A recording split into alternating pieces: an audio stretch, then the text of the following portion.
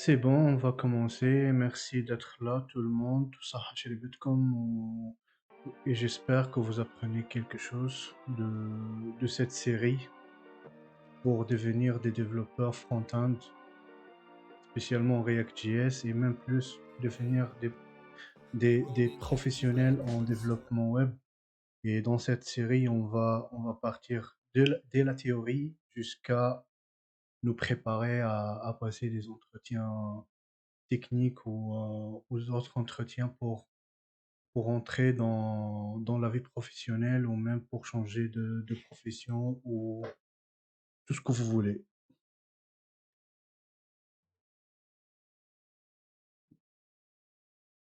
Donc en premier temps, je vais vous présenter le plan de notre petite formation. C'est pas une petite formation, mais notre formation, notre training, notre euh, notre workshop, si vous voulez.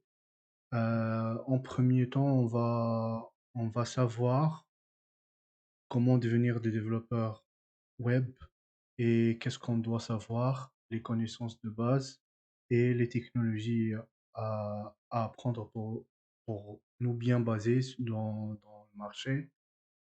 Après, on va préparer proprement nos environnements de développement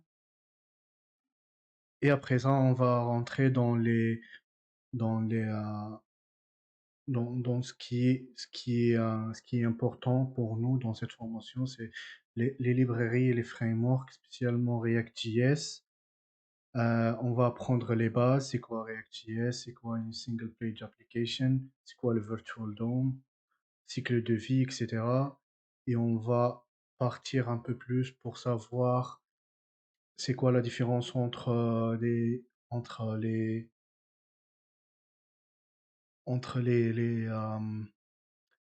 class-based development et functional-based development en React.js, les hooks, state props, etc., context API, et jusqu'à arriver à apprendre c'est quoi Redux. Et après ça, lorsqu'on arrive à cette étape-là, on va apprendre euh, et connaître les API et les backends, quels sont les API, et on va donner des exemples, comment communiquer avec ces API-là, et à la fin, on va apprendre des outils de gestion de projet, comme Jira, Asana, Trello, etc. Pardon, excusez-moi.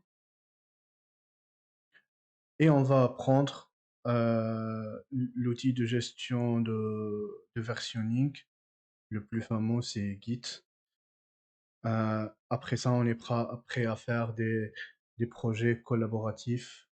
On va faire au minimum 2 mini-projets euh, ensemble et on va participer tout le monde.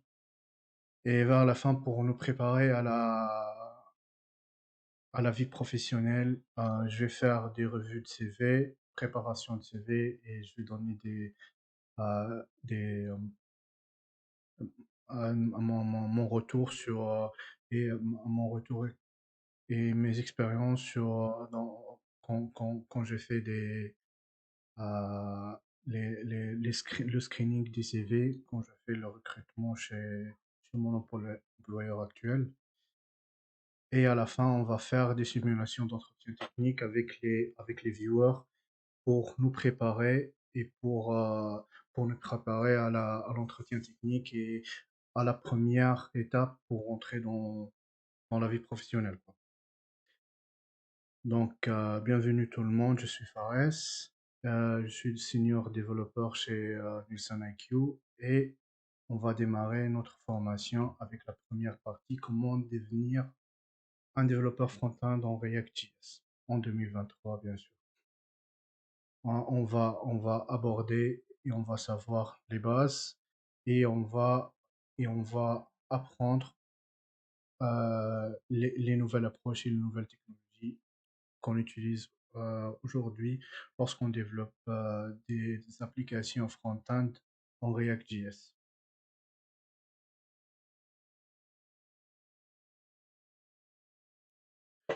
Je ne sais pas, est-ce que ça marche le live ou pas?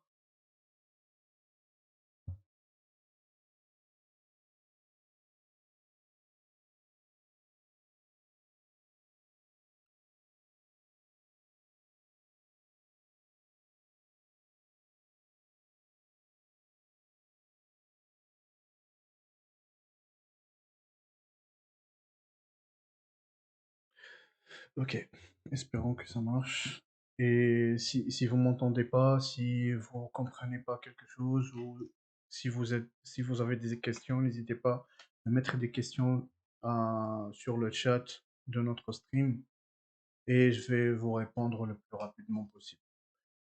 Donc, en première partie, on va savoir c'est quoi une page web, car si on va développer des sites web, il faut savoir c'est quoi la base. Une page web, c'est un document HTML, CSS, JavaScript ou autre, stocké ou généré dans un serveur web.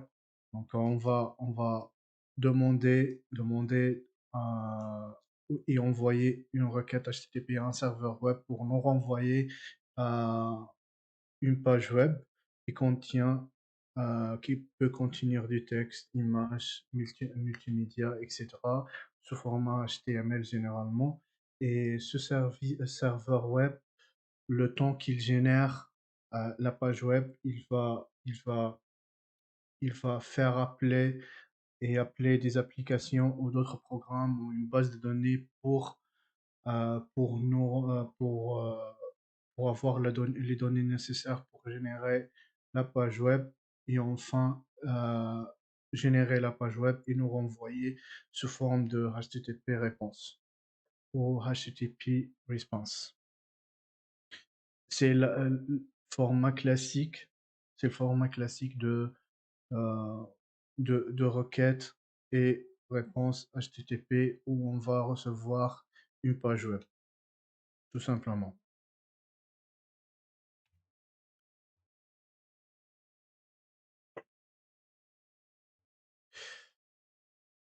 En deuxième lieu, euh, qu'est-ce que sont les composants de navigateur? Car si on va afficher une page web pour l'utilisateur, qu'est-ce qui se passe au niveau navigateur pour qu'il génère ou qu'il affiche ou qu'il rend la page web visible et accessible pour l'utilisateur. Donc le premier composant d'un navigateur, c'est l'interface utilisateur où on voit et il affiche une barre d'adresse, le montant navigation et euh, le document en général où il va afficher la page web.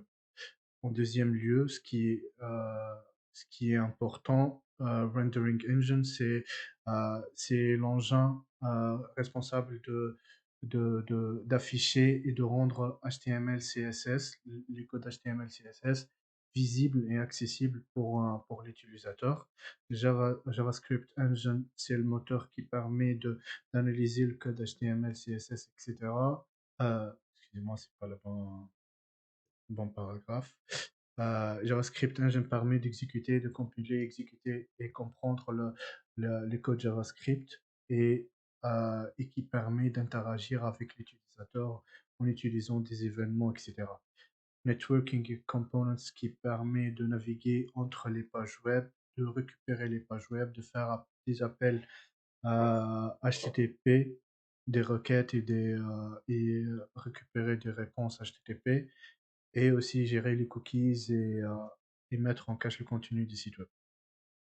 Il y a d'autres composants importants qu'il faut savoir, comme les plugins et les extensions et les composants de sécurité et que vous pouvez apprendre et euh, tout seul après, car ce ne sont pas très importants pour notre formation pour le moment.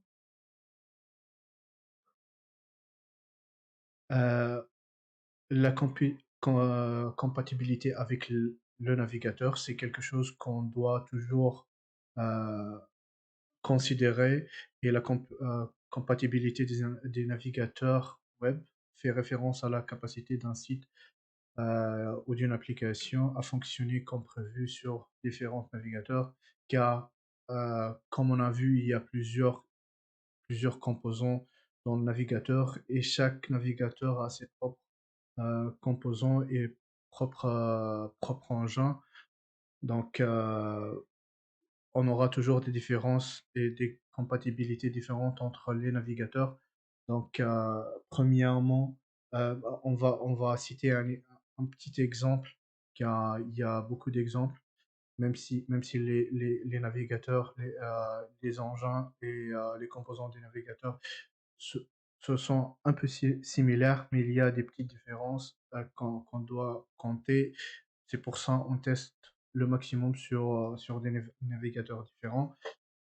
Je vais prendre un seul exemple. Par exemple, la fonction color qui permet de rendre un couleur n'est pas compatible avec tous les navigateurs. Par exemple, ça ne marche pas avec Firefox, mobile et desktop, Opera Android et Samsung Internet. Mais ça marche parfaitement sur les autres navigateurs. C'est pour ça on tient toujours compte et on essaie de tester le maximum possible sur plusieurs navigateurs pour savoir la compatibilité de notre site sur plusieurs navigateurs et pour qu'on évite le maximum de bugs. Donc, pour récapituler, les pages web sont créées en utilisant des technologies de développement web différents et qui fonctionnent en harmonie pour nous rendre la page web accessible et dynamique et que l'utilisateur puisse tirer profit du maximum du site web. Les technologies de base pour le développement web sont HTML, CSS et JavaScript. On peut, on peut, on peut dire que l'HTML, c'est la squelette. Avec le CSS, on va dessiner, on va mieux présenter la squelette. Et avec JavaScript, on donne à notre application, à notre site web, la possibilité de interagir et de, de savoir le comportement de l'utilisateur et interagir selon ses actes. uh, Clear off. I'm teaching actually. This is the French version of the course. We have another English version, which another day. This next session is this Thursday at 10:30 p.m. If you're interested. If you have any other question, don't hesitate. I'm here to help.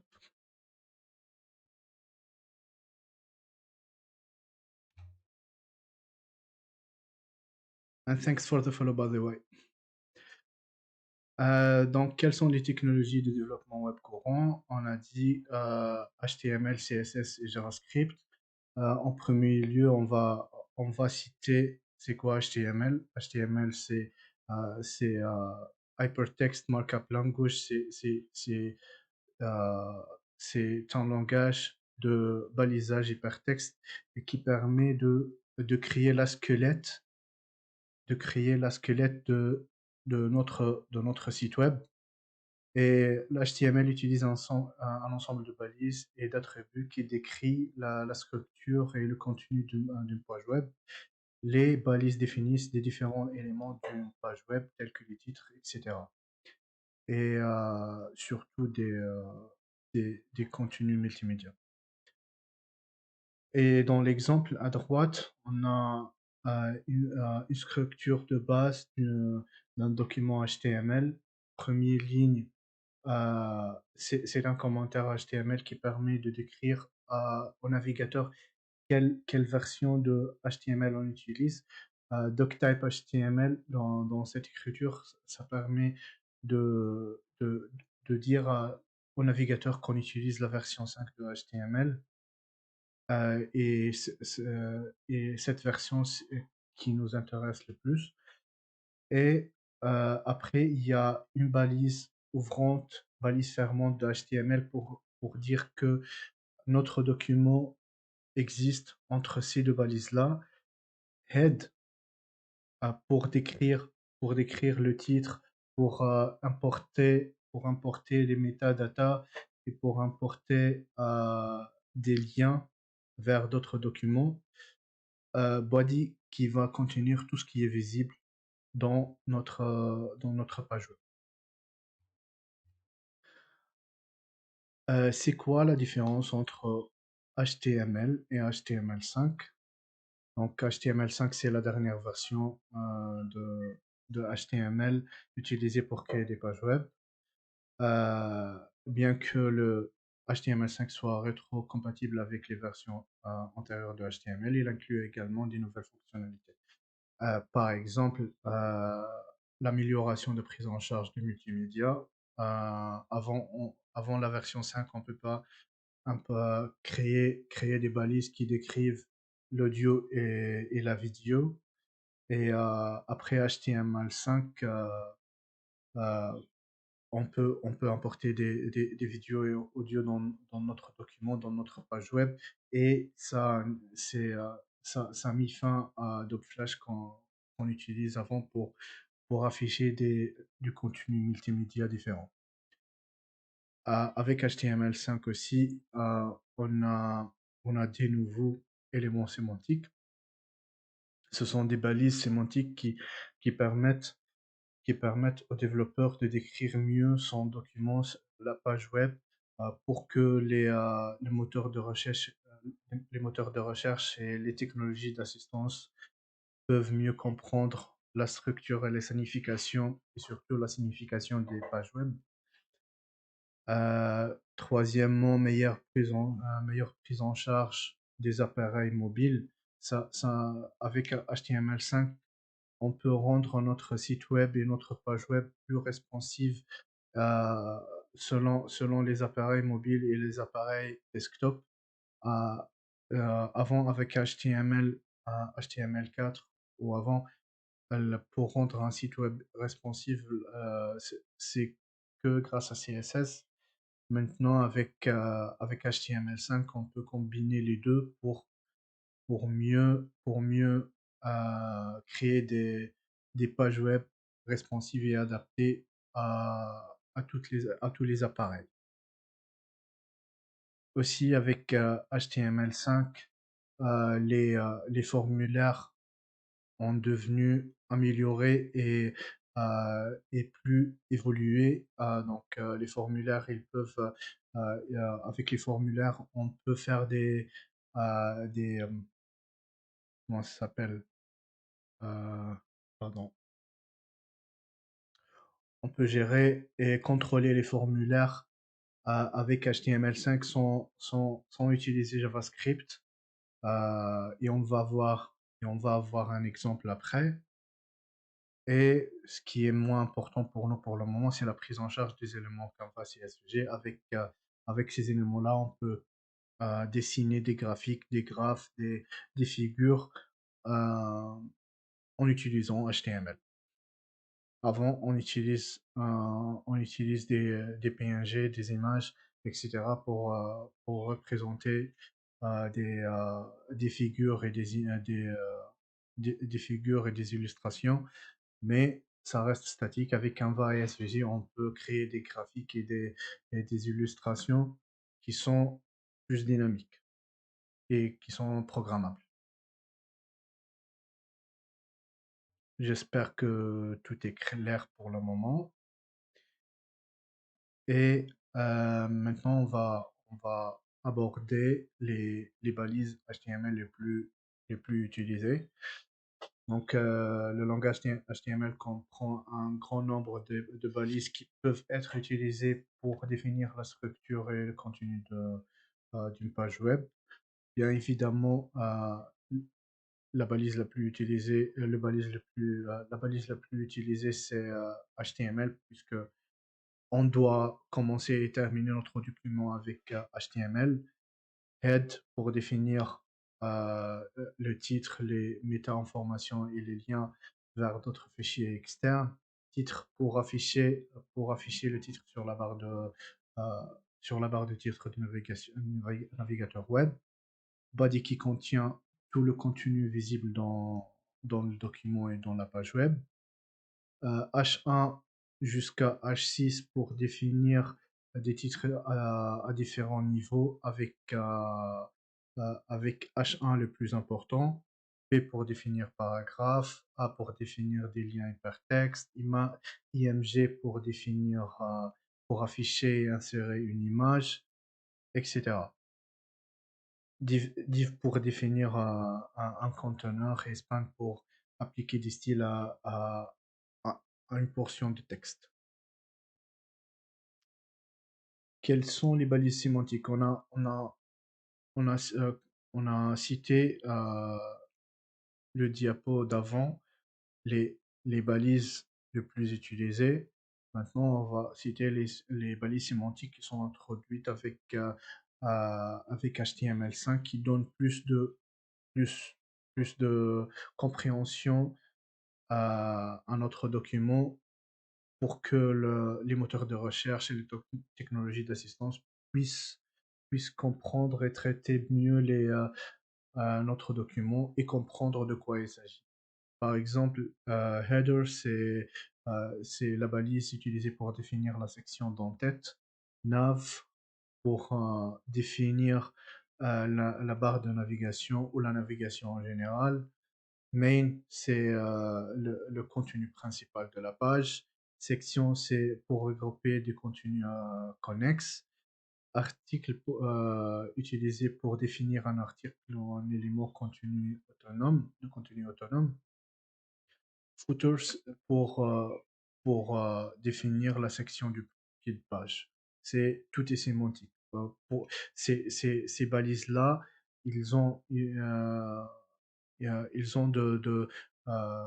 ils ont de la, ils sont sémantiques, ils ont des raisons pour les utiliser. Arrête, Manef, tu peux aller où tu veux, mec. Donc, comme j'ai dit, ces balises-là donnent du sens aux composants, aux éléments affichés. Et si on veut négliger ces éléments, ces sémantiques-là et ces sens-là, on peut juste tout remplacer avec des divs. Donc, c'est ça.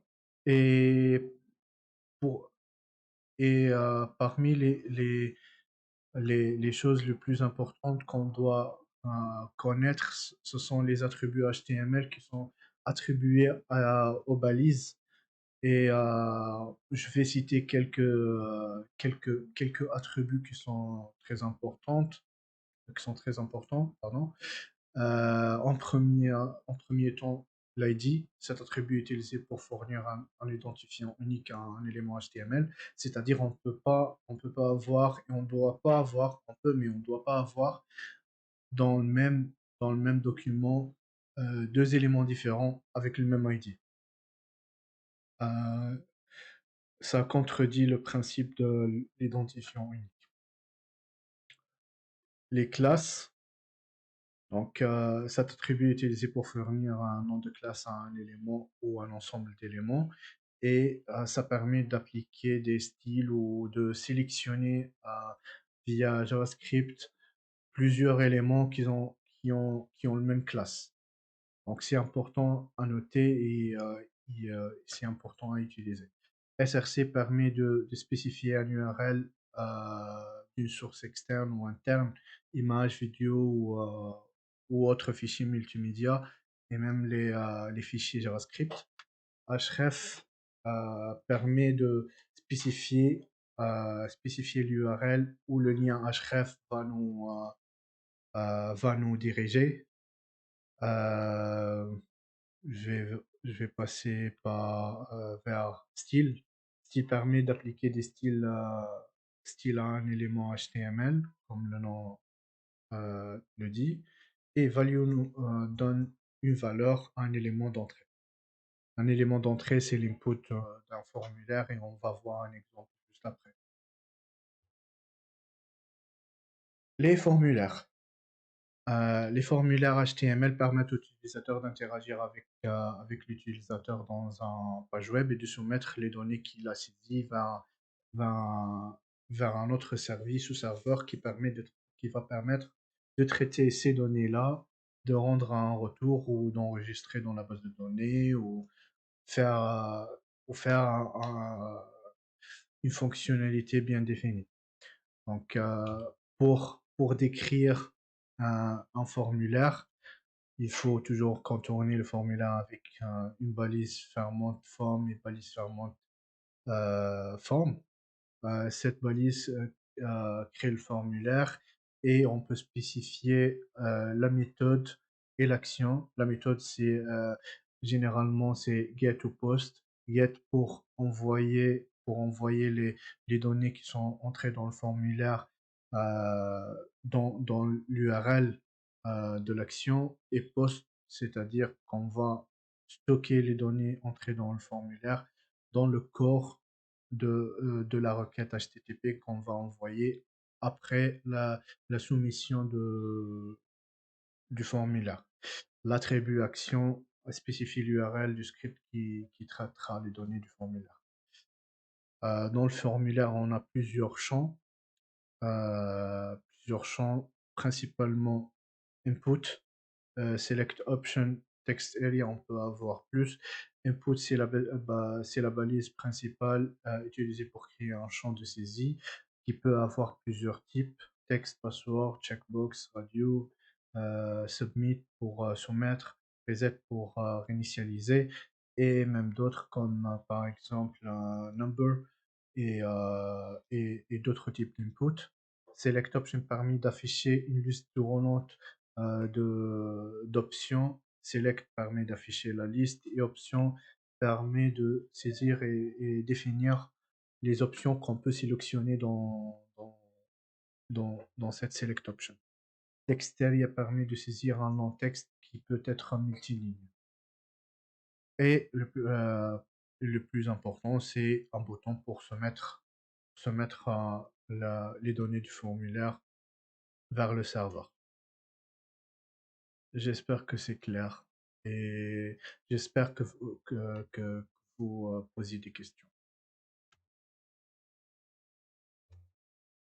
Ici, on a un petit exemple qui décrit un formulaire qui va être envoyé vers un fichier submitform.php avec la méthode post, c'est-à-dire que le nom, input, l'email et le message vont être soumis à l'intérieur du corps de la requête HTTP qui va être envoyée au fichier submitform.php.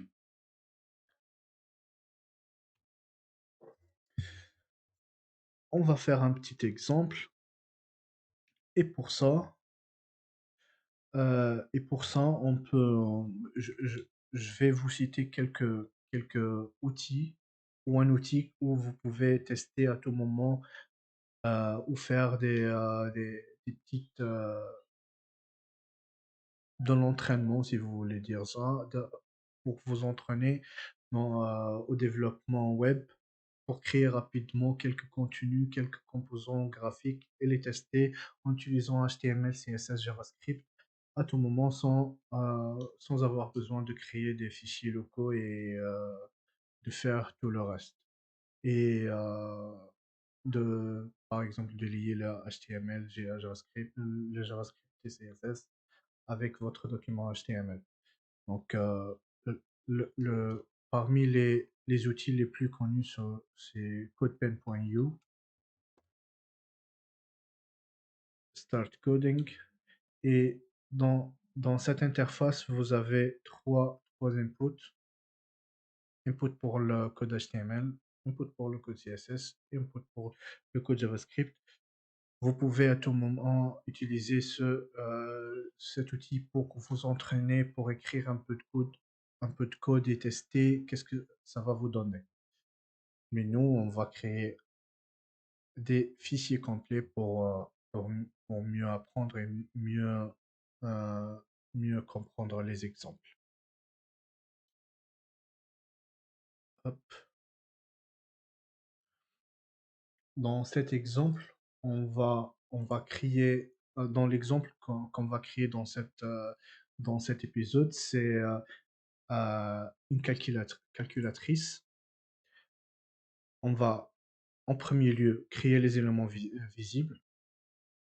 Après, on va apprendre le CSS, styler et personnaliser l'interface pour que ça soit visible et stylé pour l'utilisateur, pour qu'il puisse l'utiliser.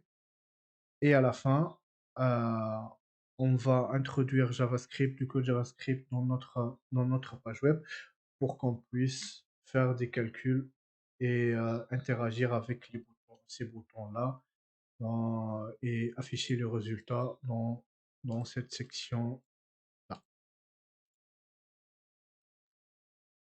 Donc on va démarrer par créer, enregistrer le fichier.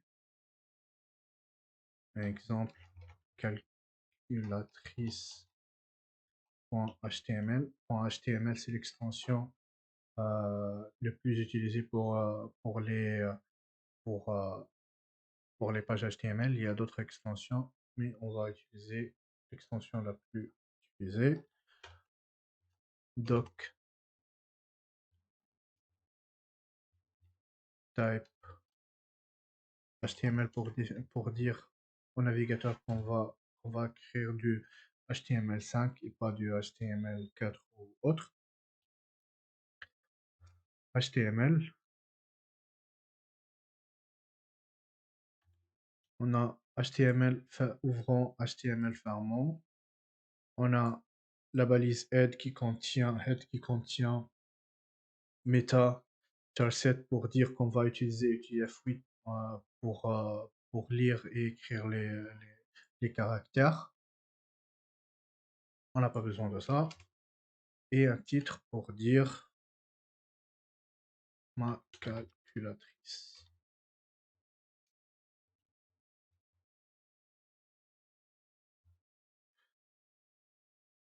Dans cet exemple, on va créer on va créer une section pour laissez-moi rentrer dans l'exemple, une section pour le titre, section pour le résultat, section pour les chiffres et les opérateurs, et une section pour écrire pour mettre le caractère égal. Ok, notre première balise c'est main pour dire que cette partie c'est notre va contenir notre contenu et nos balises. On va ajouter un conteneur et à l'intérieur on va mettre 4 sections. Pardon. La première section, on va le donner l'ID header, peut-être. Résultat.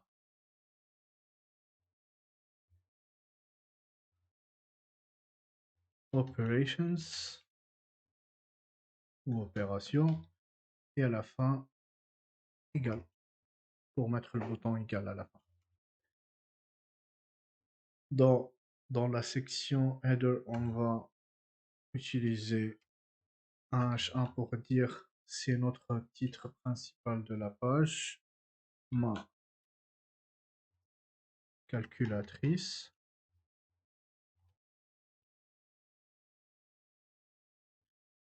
Dans la section résultat, on va mettre un petit span qui va contenir le texte du résultat. Et je vais mettre des zéros ici.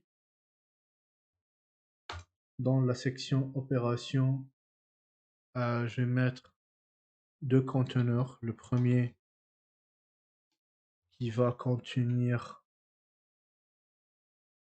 on va lui donner un ID number container qui va contenir les boutons de nombre de chiffres. Et un deuxième conteneur qui va contenir les opérations. Opération contain. Et à la fin, on va mettre un conteneur, un petit conteneur qui va contenir le bouton égal en classe, en rien. Et un bouton button qui contient le caractère égal, value égal, et un ID calculate ou calculer. Dans la section, dans le conteneur number container qui va contenir les boutons de nombre, on va ajouter des boutons, button. Class name, on va donner la même classe au bouton de nombre, number. Value, on va démarrer par 0, 0. On va faire la même chose. 1, 2, 3, 4, 5, 6, 7, 8 et 9. Et on va ajouter un dernier bouton pour le caractère point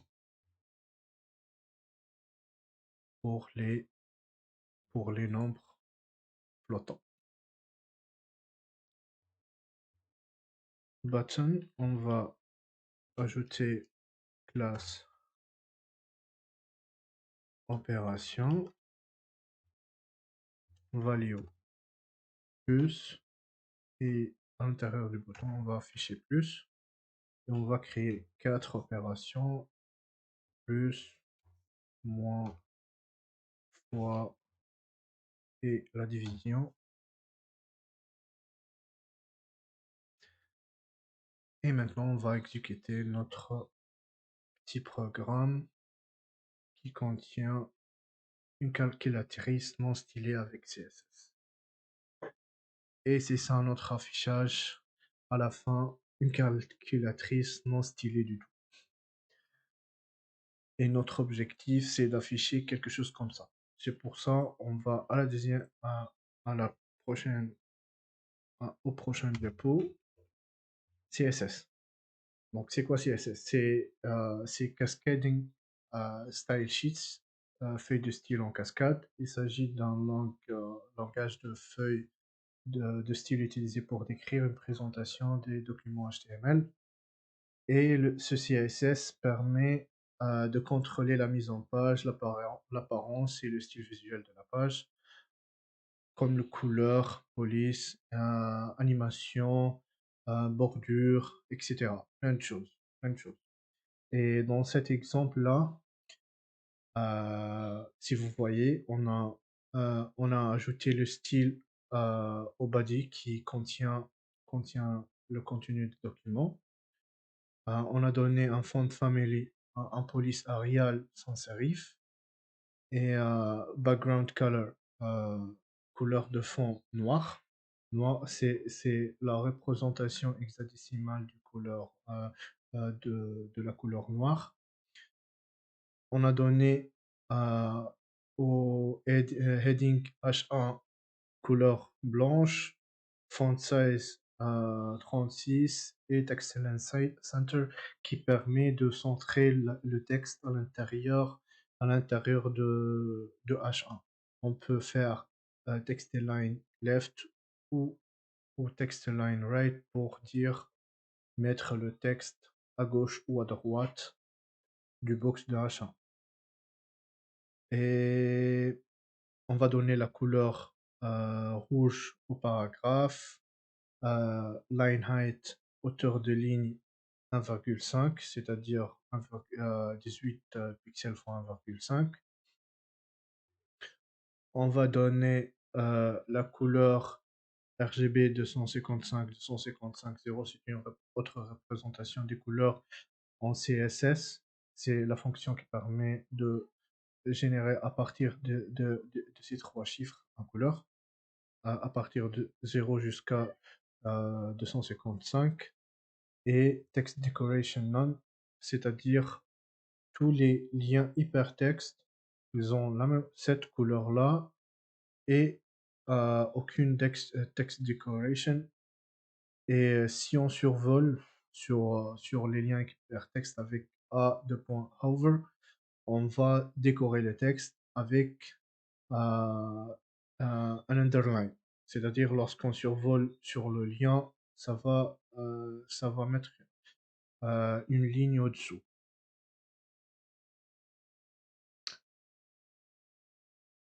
Euh, Parmi les choses les plus importantes à savoir lorsqu'on écrit du code CSS, c'est le box model, c'est le modèle de boîte euh, qui est le concept fondamental du CSS, qui décrit la manière dont les éléments HTML sont affichés sur la page web et en plus la manière que les éléments adjoints de ce box model, de ce modèle de boîte, vont réagir et vont être affichés selon le box model de notre élément courant. Donc, vous voyez ici, il y a euh, euh, le rectangle bleu. Ce rectangle bleu, c'est notre élément. Padding en vert, c'est la marge intérieure de l'élément. Border, c'est la bordure. Et margin, c'est la marge extérieure. Et si, même si on a un rectangle bleu qui est notre élément courant, quand même, notre box model, c'est tout ça. C'est le rectangle, padding, border et margin, et la marge extérieure. Donc, par exemple, si on va calculer la hauteur de notre élément, c'est pas 160 qui est la hauteur du contenu de l'élément, mais c'est 160 plus 50 plus 5 plus 50 plus 50 plus 5 plus 50 qui est 210, 300, 370. 370, c'est la hauteur globale de notre élément et de notre box model.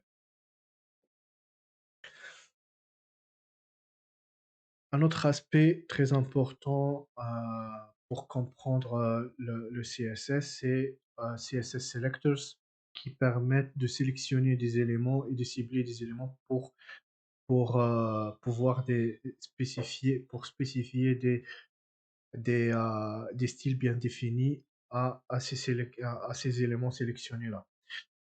Par exemple, je vais donner quelques exemples. Je vais pas parcourir tout, tous les sélecteurs, tous les types de sélecteurs. Element Selector, ça cible des instances d'un élément HTML spécifique en utilisant le nom de la balise. Par exemple, ici, on va cibler tous les H1. ID Selector, avec le symbole dièse, on va cibler un élément bien défini avec son identifiant. Class Selector qui permet de cibler un ensemble d'éléments en utilisant leur classe attribuée. Et Descendant Selector, c'est-à-dire qu'on va cibler un élément fils dans un élément parent qui peut être, par exemple ici, dans l'exemple, on, on a choisi le child element qui est à l'intérieur de parent element et on va spécifier les styles pour ce child element. Les propriétés CSS. Euh, Ces propriétés-là sont utilisées pour spécifier notre élément ou nos éléments vont être représentés dans le site web. Par exemple, on a des propriétés de couleurs comme color background color, border color, etc. pour définir les couleurs et les couleurs de fond, etc. Et d'autres propriétés qui vont être qui vont représenter les couleurs des éléments. Layout properties euh, pour définir comment notre élément va être affiché. Display, position, float, width, height, margin and padding, etc. Typographie pour définir le style du texte, sa taille, s'il est gras ou normal, sa hauteur de ligne, sa transformation, sa décoration, etc. Tout ce qui concerne la typographie en général. On a aussi Flexbox où on va faire des exemples après. Grid Properties c'est un peu avancé et Animation Properties ça ne concerne pas pour le moment et dans nos exemples aujourd'hui. Mais tout ça est simple à utiliser et à implémenter. Ok, on passe à l'exemple. Et dans notre exemple, on va styler notre calculatrice ici pour que ça soit comme affiché dans l'exemple. En premier temps, on va créer un fichier CSS, style.css. Et CSS, c'est l'extension des fichiers CSS. Et on va l'importer en utilisant la balise link rel style sheet pour dire qu'on va importer des fichiers un fichier CSS, href, le lien, et on va spécifier un nom de fichier style.css. Et on va écrire notre premier style là.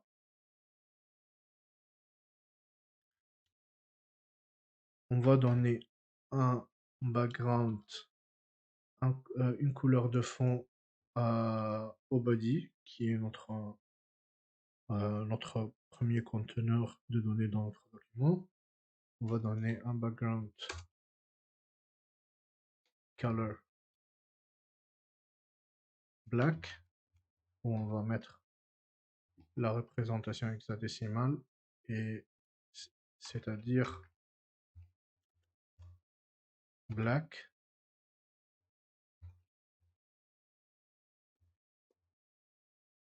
Je vais mettre ça à côté.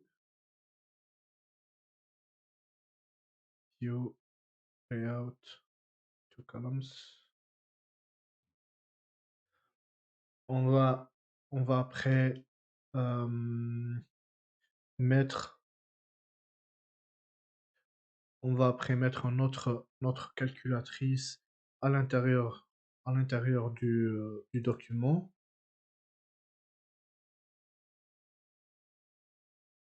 On va dire un main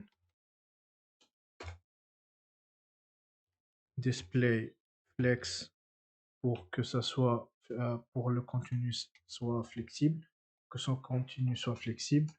On va flexer le main selon flex direction colon et justify content center pour dire que le contenu de main va être centré verticalement. Et on va tester ça.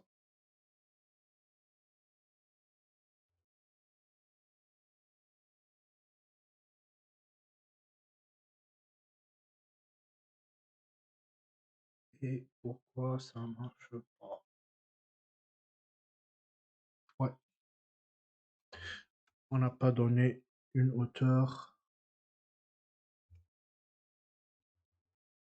à notre main.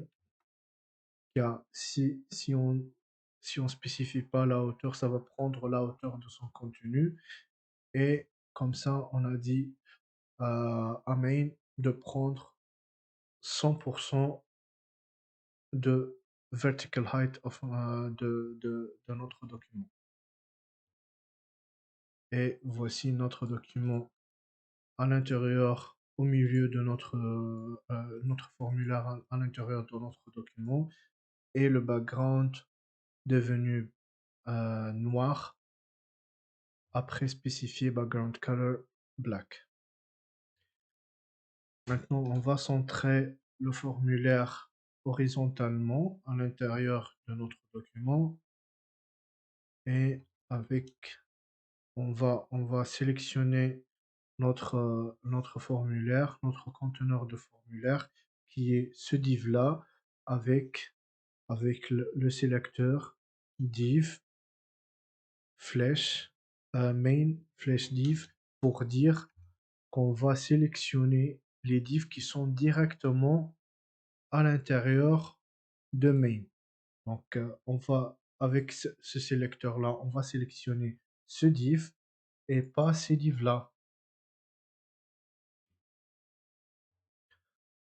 Et pour ça, et pour mettre le div, le conteneur à l'intérieur ou au centre verticalement, on va utiliser margin auto qui va donner des marges automatiques à notre div pour que ça soit égaux dans tous les sens. Et on va donner la largeur, par exemple 300 pixels. On va donner aussi un background color white.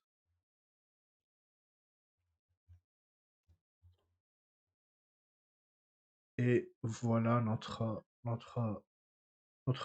contenu est parfaitement centré dans le document. Pour que ça soit plus lisible, on va donner des marges intérieures en utilisant padding, 30 pixels de padding. Et on va aussi donner on va afficher le div, le conteneur, selon display flex et on va le flexer dans la direction colonne et on va donner une gap entre les éléments à l'intérieur du div dans notre conteneur et gap permet d'ajouter des espacements entre les fils de div qu'on a sélectionné ici de 20 pixels. Et si on va tester là, on va voir qu'on a ajouté une marge intérieure de 20 pixels. On a flexé les éléments euh, selon la direction colonne et on a donné 20 pixels d'espacement entre les éléments fils. Après, ce qu'on va faire, c'est euh, styler le titre. Donc, header, h1. On va donner text align center pour le centrer verticalement à l'intérieur de notre H1. Et on va transformer le texte transform uppercase pour dire que notre titre doit être toujours en majuscule. Et si on teste, notre texte est centré là. et toujours en majuscule. Maintenant, on va modifier la police de tous les caractères, tous les caractères et les chiffres dans, dans notre calculatrice pour que ça soit toujours, pour que ça soit visible avec une police de calculatrice. C'est pour ça on va importer une style avec @import et on donne l'URL de notre font family pour que ça soit utilisé dans notre document là. Et on va attribuer à toutes les balises, tous les éléments qui sont visibles dans notre document en utilisant étoile, c'est-à-dire tout. On va donner font family pour définir la police, calculator. Et on va tester. Maintenant, tous les caractères et tous les chiffres sont, sont avec la police qu'on vient d'importer, la police de calculatrice.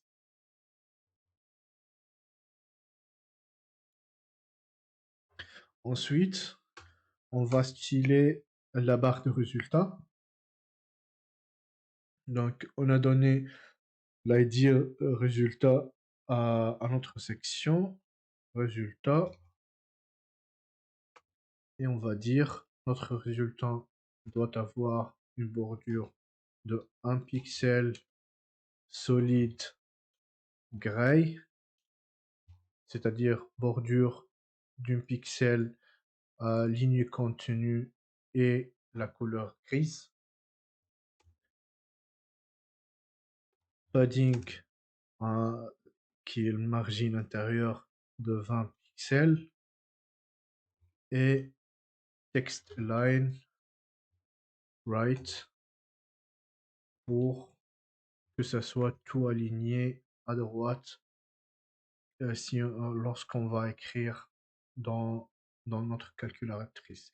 Et si on teste, on a une bordure d'un pixel ligne continue de couleur grise et notre, notre calculatrice alignée à droite. Le résultat va être aligné à droite.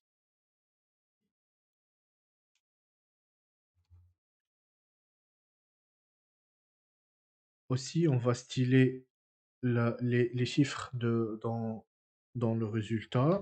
On va dire résultat span, c'est le span qui contient les caractères. Et le texte, on va dire font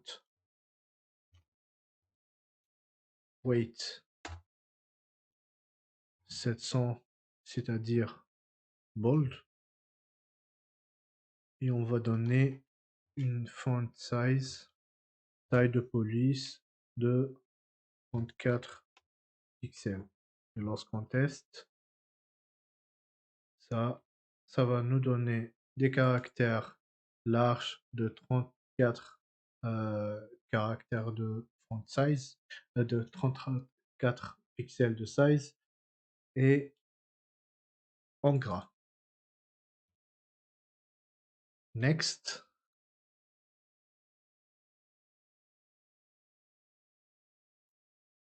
Next, on va styler. On va styler quoi?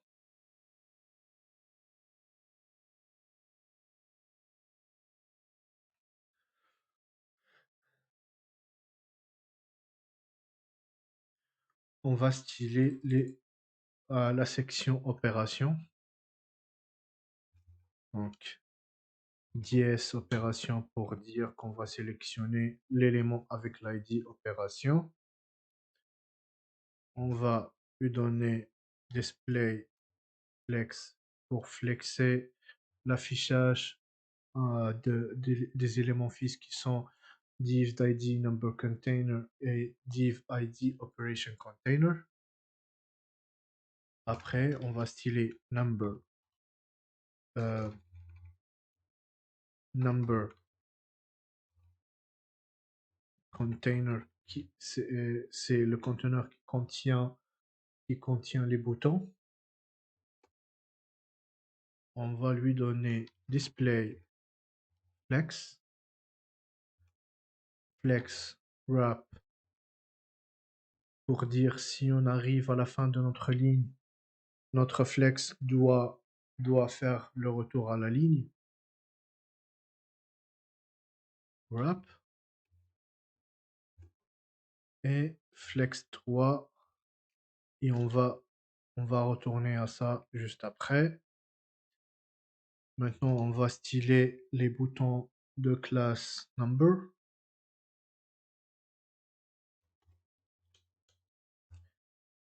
Point number, c'est-à-dire qu'on va cibler les éléments avec class number qui sont ces boutons-là. Ça va cibler tous les boutons-là.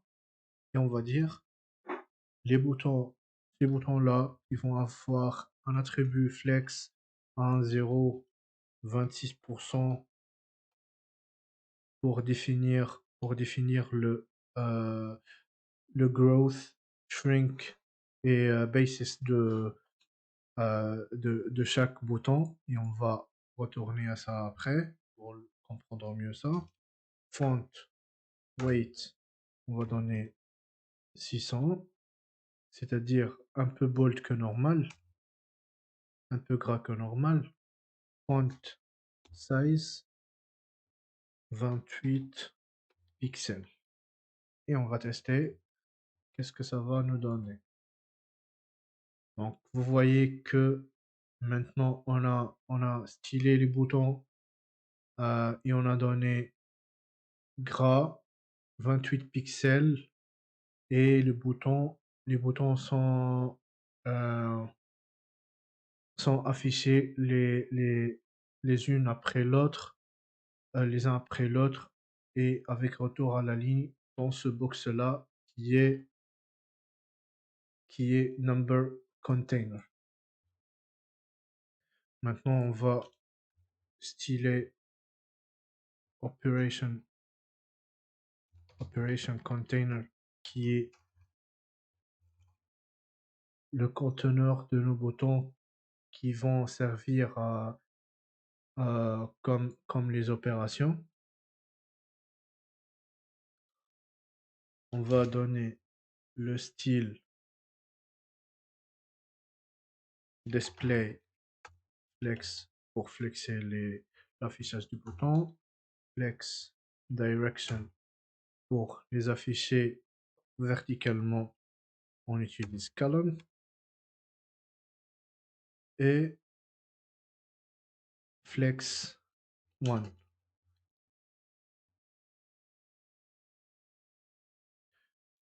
Et pour styler les boutons opération, on va utiliser le même style que les boutons nombre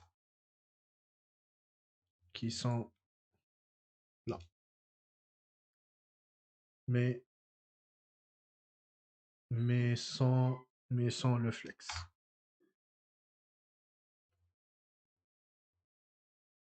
Hop. Et maintenant, on a les boutons avec le même style que les boutons opération avec le même style que les chiffres. Tu comprends bien, Manef? Ou je pars très vite? Et et quoi d'autre? Qu'est-ce que j'ai fait? Ouais, j'ai mis display flex dans le deuxième. Attendez, je vais ajouter quelques bordures. Par exemple, ici, on va mettre border 5 pixels solid red pour distinguer le conteneur d'opération et number container color blue pour distinguer des boutons de nombre. Et operations, on va ajouter une bordure de couleur grise, verte.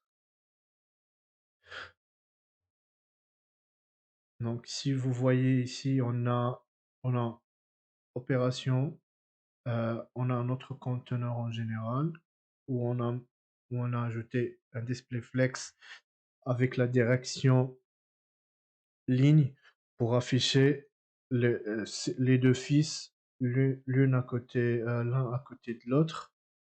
Premier fils, c'est notre conteneur de nombre. Deuxième fils, c'est le conteneur d'opération. Le conteneur de nombre, on a, on a ajouté, l'attribut, la propriété CSS Flex 3 et l'autre, on a ajouté Flex 1 euh, pour dire que la largeur du conteneur de nombre est 3 fois la largeur d'opération. J'espère que c'est clair. Si ce n'est pas clair, n'hésitez pas à poser des questions. Je peux répondre à tout moment. Ok. Je pense que c'est un peu visible comme ça. On va enlever les, les bordures.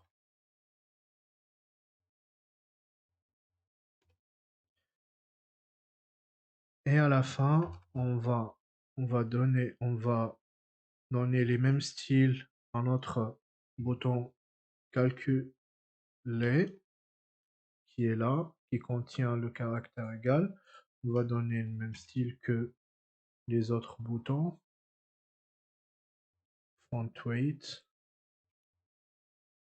et font size.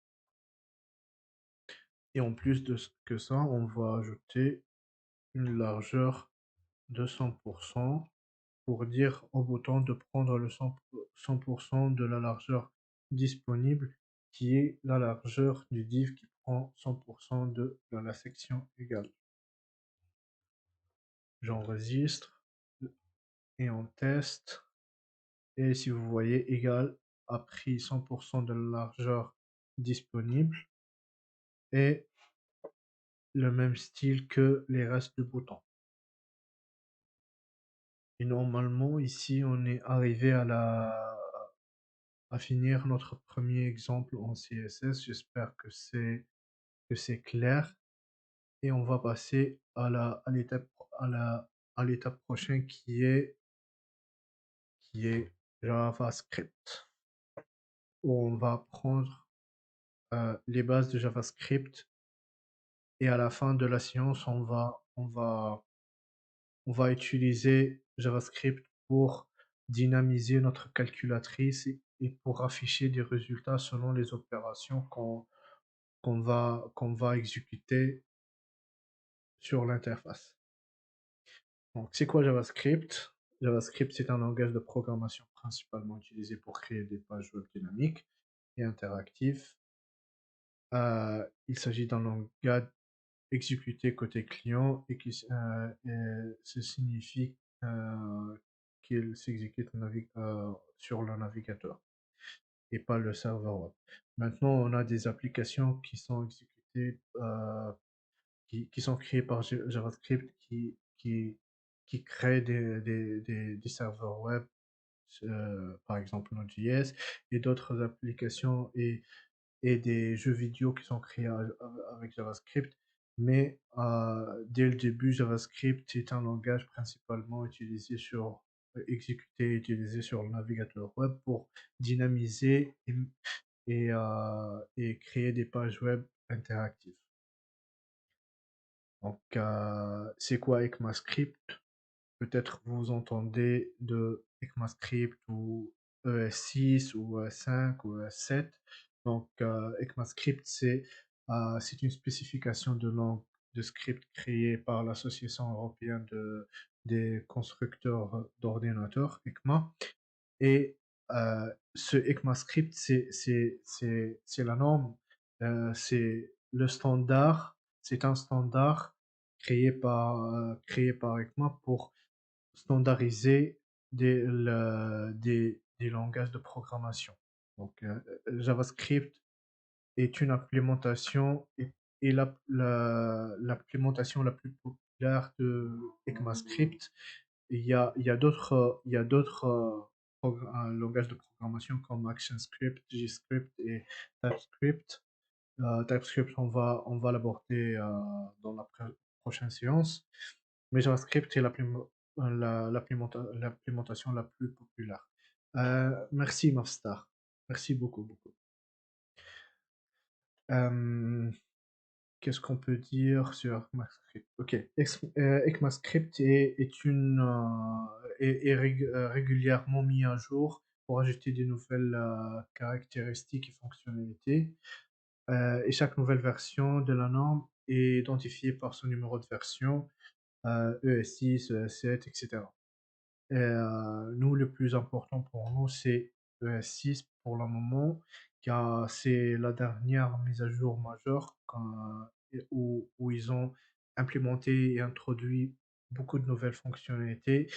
Par exemple, les keywords let and const qui permettent de créer d'une manière différente des variables. Avant let and const, pour créer une variable dans JavaScript, on n'utilise que var.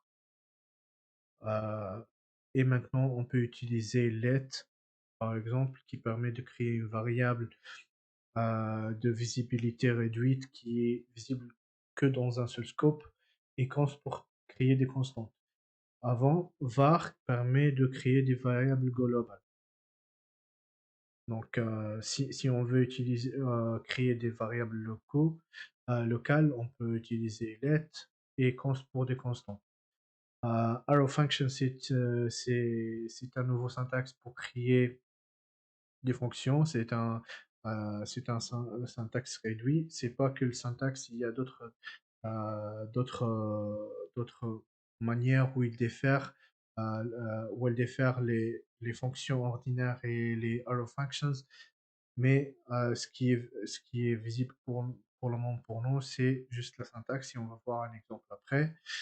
L'introduction de la programmation orientée objet aussi est introduite euh, dans la version 6 de ECMAScript. Avant, JavaScript n'était pas un langage de programmation orienté objet, mais maintenant on peut créer des classes. Template literals, c'est une nouvelle façon de créer des chaînes de caractères qui permet de l'interpolation des variables à l'intérieur de la chaîne pour créer une chaîne de caractères dynamique. Et avec la template literals, maintenant on peut créer des chaînes de caractères à plusieurs lignes. Avant, on ne peut pas. Aussi, dans ECMAScript 6, ils ont introduit les opérateurs spread et rest. Ces opérateurs permettent de manipuler plus simplement des tableaux et des objets en JavaScript, et on va voir un exemple après.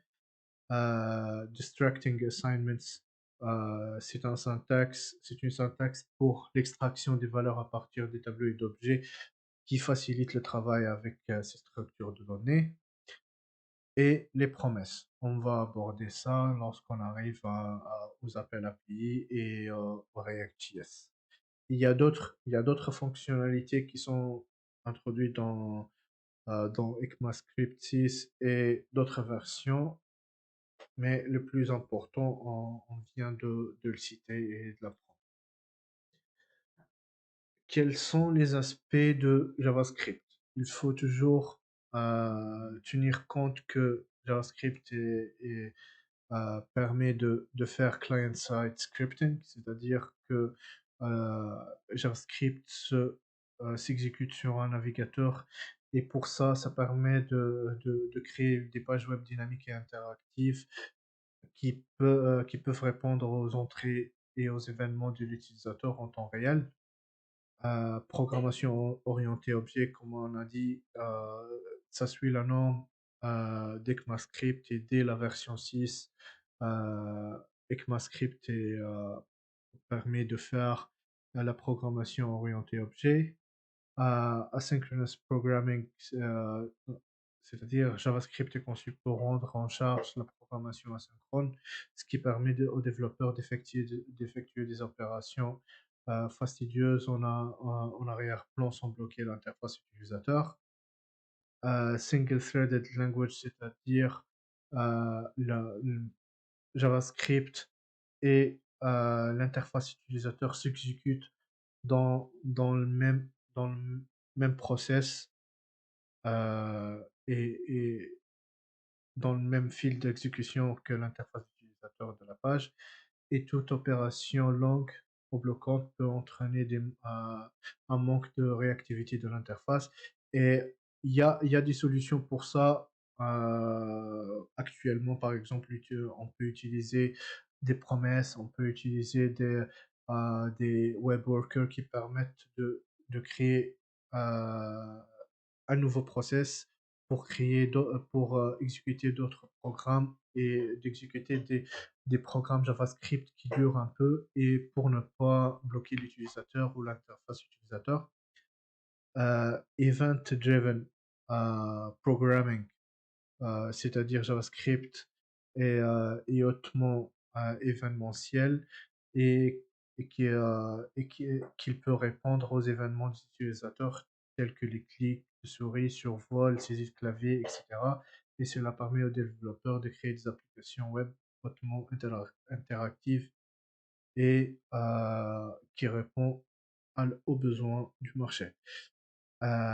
Manipulation du DOM, c'est parmi les aspects les plus importants puisque plusieurs librairies et frameworks maintenant implémentent la manipulation du DOM pour faire la mise à jour des pages en temps réel. Donc JavaScript peut manipuler le modèle d'objet du document DOM, Document Object Model, qui représente et structure euh, le contenu d'un objet, d'un document HTML, et cela permet aux développeurs de modifier dynamiquement le contenu et la présentation. Et enfin, third-party libraries et frameworks. Maintenant, il existe beaucoup de bibliothèques frameworks tiers pour JavaScript qui permettent de simplifier et accélérer le processus de développement. Et qui est important pour nous pour le moment, c'est React.js qu'on va apprendre dans les prochaines séances. Syntaxe de JavaScript. Donc, le syntaxe de JavaScript est simple. On peut créer des commentaires pour simplifier la vie et pour nous rappeler de ce qu'on a fait lorsqu'on a programmé et pour laisser des notes à des collègues ou pour décrire un bout de code. Il y a beaucoup d'utilité aux commentaires et pour créer un commentaire, par exemple, la première écriture, c'est double slash, c'est-à-dire dans la ligne où on a mis double slash, euh, on a un commentaire dans une seule ligne, et slash étoile étoile slash permet de créer un commentaire à plusieurs lignes. Et l'utilisation de commentaires est très importante. Et euh, même si le commentaire ne touche pas à l'exécution, ne touche pas à l'exécution de notre programme. Pour créer des variables, c'est simple. Var x reçoit quelque chose, let x reçoit quelque chose, ou const x reçoit quelque chose. Var pour créer des variables globales, let pour créer des variables locales, et const pour créer des constantes. Fonctions. Pour créer des fonctions, on utilise le keyword function. Donc le syntaxe, c'est function name, entre parenthèses, les paramètres 0 ou n. On peut mettre un nombre de caractères, le nombre de caractères qu'on veut, de paramètres qu'on veut, et entre les accolades, les instructions, et peut contenir une valeur de retour avec le keyword return. Dans cet exemple-là, on a créé une fonction qui permet de retourner la somme de A et B, et à l'intérieur, on a retourné A plus B, tout simplement. Conditional statements, c'est-à-dire les opérations conditionnelles. Dans cet exemple, on a, on a, on va conditionner les, les instructions selon x. Si x est supérieur strictement à 0, on va afficher x is positive. Else, if x inférieur à 0, x is negative. Else, dans le reste des cas, x est 0, donc on va afficher x is 0. Les itérations. Les itérations dans JavaScript sont simples et le syntaxe est simple. For point de départ, point d'arrivée et incrémentation selon i. Et à l'intérieur, on va exécuter le programme n fois selon point initial et point d'arrivée. Dans notre exemple, on va démarrer notre itération à partir de 0 jusqu'à que i soit inférieur strictement à la longueur d'une liste, et chaque itération, on va incrémenter i par 1, et l'objectif, c'est de itérer et de parcourir la liste de 0 jusqu'à la fin de la liste. While permet d'exécuter un programme un nombre indéfini de fois selon une condition. Si le while va exécuter quand la condition est toujours vraie. Ça va sortir quand cette condition est fausse. Maintenant, pour le syntaxe les syntaxes introduites par la norme ECMAScript, Arrow Functions, on a parlé de ça tout à l'heure. Les fonctions fléchées fournissent une syntaxe abrégée pour l'écriture des fonctions. Elles utilisent le symbole flèche et peuvent prendre 0 ou plusieurs arguments. Et la fonction régulière, on a le keyword function name, paramètre, des accolades, return value. Et avec l'arrow function, c'est tout simplement, on peut storer la fonction à l'intérieur d'une constante, et la constante reçoit l'arrow function qui est paramètre, flèche, valeur de retour, tout simplement. Template literals qu'on a parlé tout à l'heure, son syntaxe c'est simple, des anticodes, et à l'intérieur de l'anticode la template de notre chaîne de caractères. Et si on va introduire une variable pour dynamiser la chaîne de caractères, c'est dollar que les brackets des accolades, et à l'intérieur le nom de la variable qui est ici notre constante name jaune, et à la fin de l'instruction, ça va nous afficher hello John. Spread operators, l'opérateur d'étalement spread peut être utilisé pour répartir les éléments d'un tableau ou d'un objet dans un autre tableau ou objet.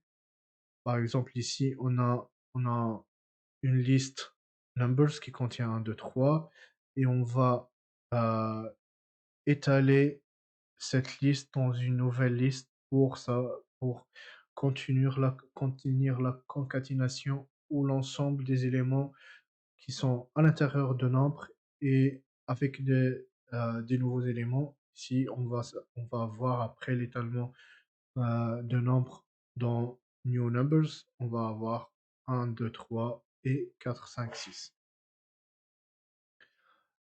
Destruction. La destruction est un moyen d'extraire les valeurs d'un objet ou d'un tableau. Ici, on a un objet qui contient name et age. Et pour détruire person et, euh, et, et avoir name et age, c'est tout simplement const accolade name age reçoit person et on a détruit person pour recevoir pardon, name et age. De la même façon pour les arrays, pour les listes. Manipulation de DOM. JavaScript fournit un certain nombre de fonctions pour manipuler le modèle d'objet de document DOM. Et voici quelques exemples. Pour, pour que pour Pour accéder à un élément avec un ID, on utilise getElementById et le syntaxe est simple. Var element reçoit document getElementById à l'intérieur le paramètre ID de notre élément qu'on veut recevoir. GetElementsByClassName. Cette fonction renvoie une collection ou une liste d'éléments qui ont la même classe qu'on a passé en paramètre dans document.getElementsByClassName class. GetElementsByTagName, c'est la même chose que getElementsByClassName. Ça renvoie une liste ou une collection d'éléments avec pas un class name, mais maintenant nom de balise, by tag name, c'est-à-dire nom de balise. Et on veut recevoir, dans cet exemple, on veut envoyer tous les éléments qui ont la balise name, le nom de balise div. Et dernier exemple, je vais passer au dernier exemple. Class list, c'est la fonction qui permet, c'est une propriété qui permet de retourner une liste, la liste de classe d'un élément sélectionné. Par exemple, si on sélectionne l'élément par son ID, getElementById, on peut sélectionner ou retourner ces classes list et avec ces méthodes add, remove et toggle, on peut ajouter, euh, euh, supprimer ou basculer des class names.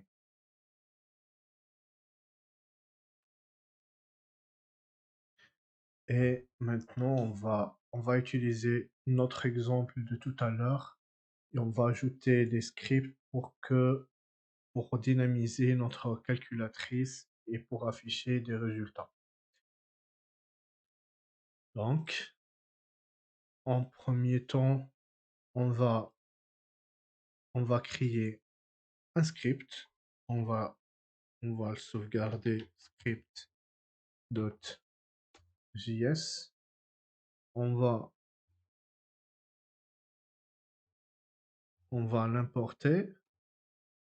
TypeScript type text and JavaScript. Et son SRC, la source c'est script.js, le fichier qu'on vient de créer à côté de notre document HTML.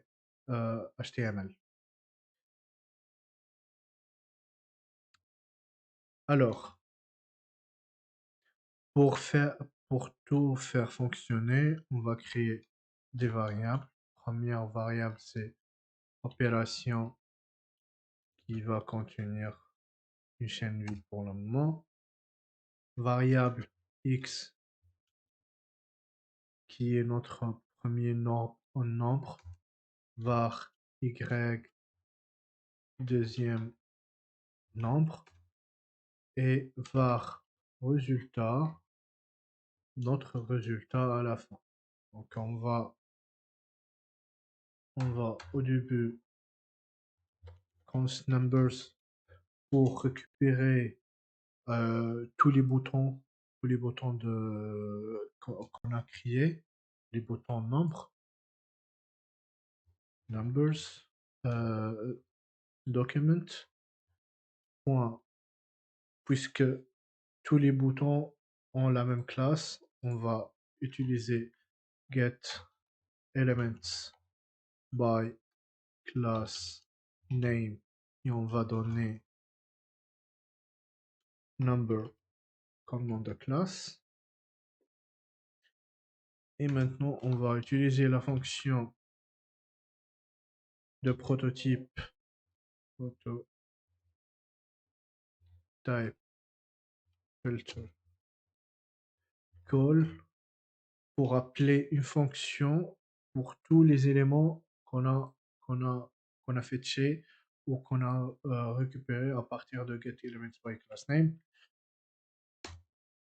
La fonction call reçoit comme premier paramètre la liste, la collection des éléments qu'on a choisi. Comme deuxième paramètre, une fonction à appeler pour chaque élément. Et pour chaque élément, on va donner la fonction où on va passer un élément et on va exécuter un code. Donc, pour chaque élément, on va ajouter un event listener pour écouter et pour récupérer pour exécuter un code lorsqu'on clique sur la fonction. Et ce add event listener prend comme paramètre, premier paramètre, un event. Pour nous, on est intéressé par le clic. Lorsqu'on l'utilisateur clique par la souris, ça fait exécuter un code qui est là, la fonction qu'on va passer tout de suite. Si notre opération est vide, c'est-à-dire on est toujours en train de saisir des nombres dans X, donc X reçoit X plus number.value. Donc on a sélectionné ces boutons-là, et pour chaque bouton, on va exécuter une fonction qui ajoute un event listener, et cet event listener va s'exécuter lorsqu'on clique. Donc lorsqu'on clique sur le bouton de value 0, notre value de bouton, ça va avoir 0. Sinon, on est en train d'écrire le deuxième nombre. Donc y reçoit y plus nombre.value pour créer à la fin deux chaînes de caractères qui contiennent le nombre. Et on va voir une dernière instruction ici, mais on va le mettre en place à la fin. Const, donc en deuxième lieu, on va sélectionner les opérateurs.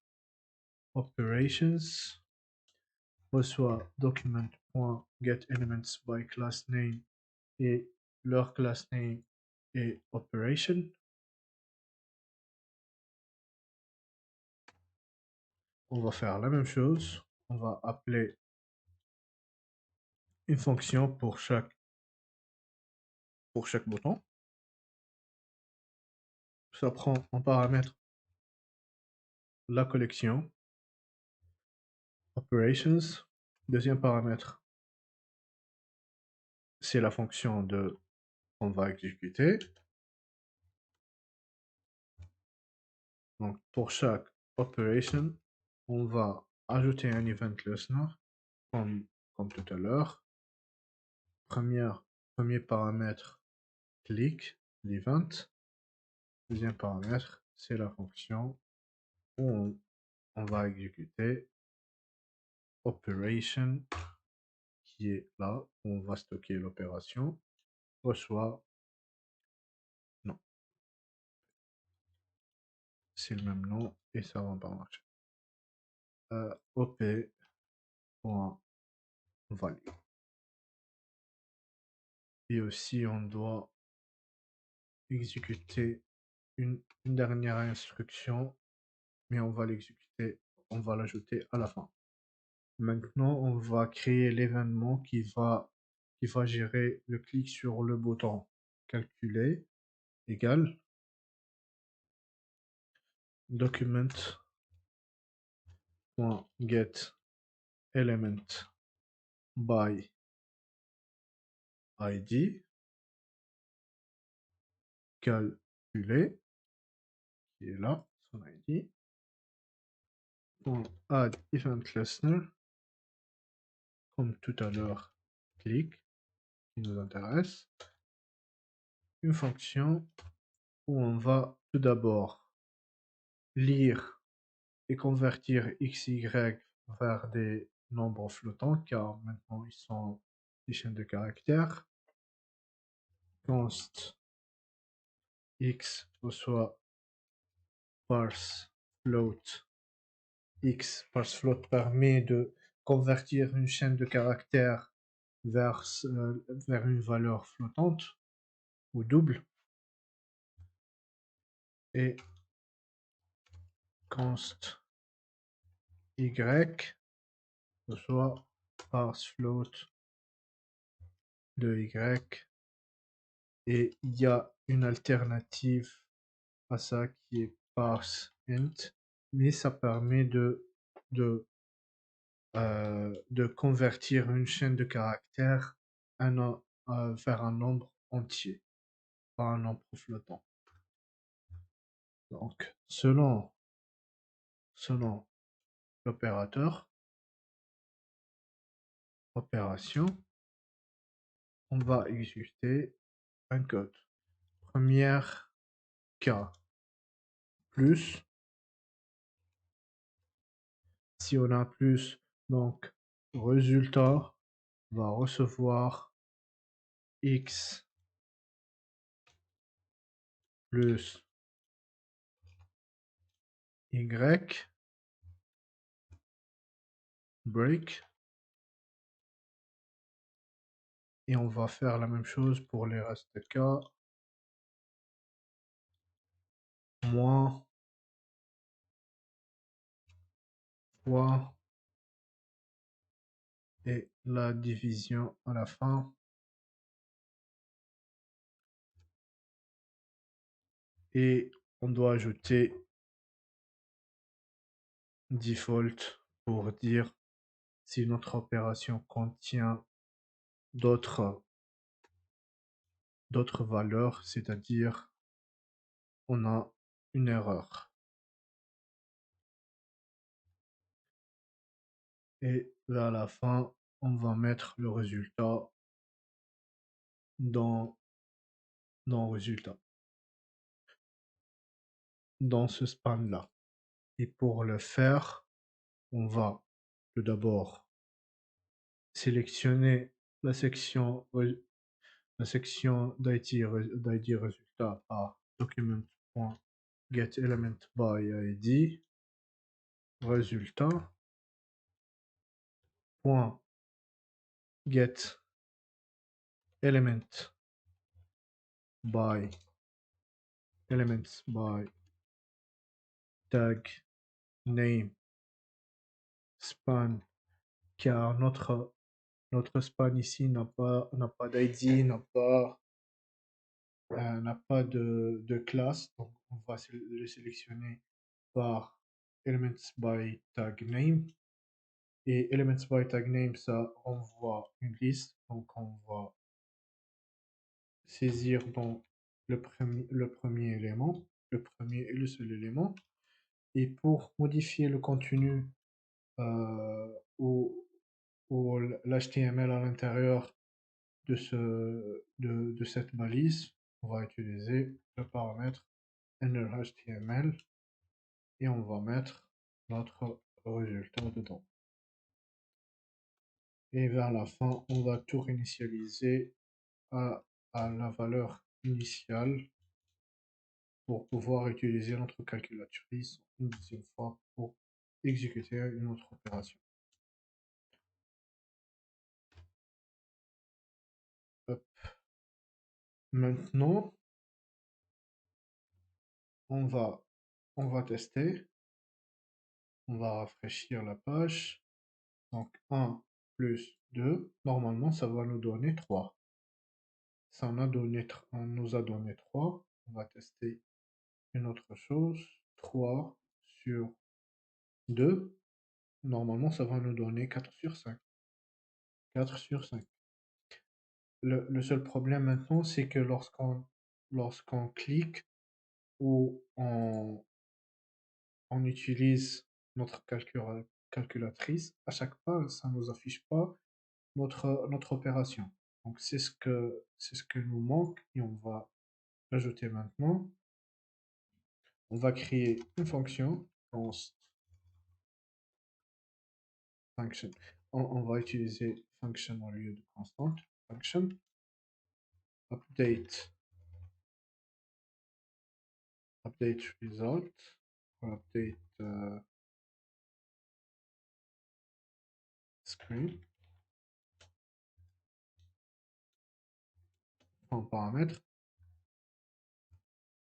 Et à l'intérieur, on va mettre à jour notre résultat au fur et à mesure de saisie. Donc, document en get element by id pour sélectionner la section résultat, et on va sélectionner en get element by tag name pour sélectionner span comme tout à l'heure, 0 car on a un seul élément, .innerHTML, reçoit, et on va créer une template de string. En premier temps, on va afficher X, espace, opération, espace, Y.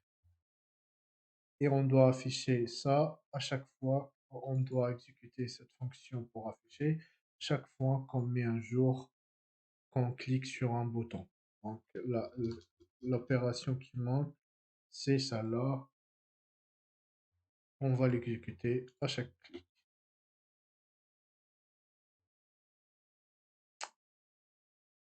Hop, on teste. 1 plus 1 égale 2. 0 fois 99999 égale à 0. 9,1 fois 2 égale à 18,2. Et avec cet exemple, on a conclu notre initiation au JavaScript. Et dans cette séance, on a appris comment créer un document HTML, comment le styler en utilisant CSS et comment manipuler le DOM en utilisant JavaScript et comment importer des fichiers externes JavaScript et CSS pour l'ajouter à notre document HTML. Et à la prochaine fois, on va... Laissez-moi retourner au plan. La prochaine fois, on va apprendre c'est quoi TypeScript. On va préparer notre environnement de dev proprement. C'est-à-dire, on va installer les logiciels qu'on doit installer. On va aussi préparer notre éditeur, notre IDE. Et après, on va creuser dans React.js et on va apprendre c'est quoi React.js et peut-être on aura des exemples et on va coder la prochaine fois en utilisant React.js pour créer des applications modernes. Merci beaucoup les gars et à la prochaine.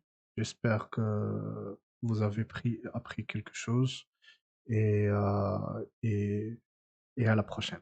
Merci beaucoup.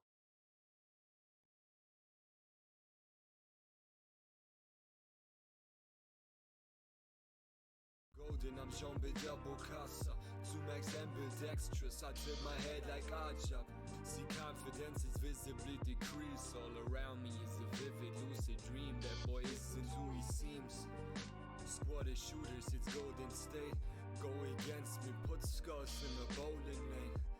Same pattern, 16 and no refrains. Slicing and dicing them bodies like I'm no Wang. Thickest tempo might dislocate your joints. Millions on my ceremony. I got 50 like I'm Floyd. Lavish coronation ceremony. Some fishy like a koi. I be twisting verses like ignition to the Royce. And it's walking down the city like a warlord. Tell them that my treasury go toe to toe with Fort Knox. This shit unique like F-154 trucks. I might pull up to my own crown and in a horse cart.